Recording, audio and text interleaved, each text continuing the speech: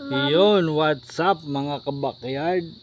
Nandito na naman kami ni Marco sa aming munting manukan. Ito po yung aming broodcock.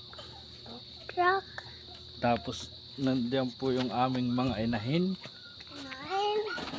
Ito. Ito. Yan po yung tatlo. Tatlo naming inahin. Ayan po.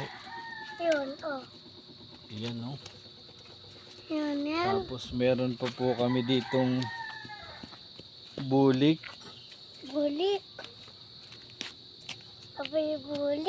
Bulik ang mama ko. Medyo bata pa. Bata ko. Tapos ito po yung batang makulit. Tapos meron po kaming naglilimlim na inahin. Yan. Patingin. Tapos meron pa kami dito.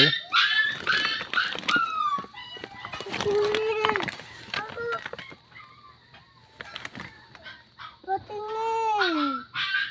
Ayan po, Boston.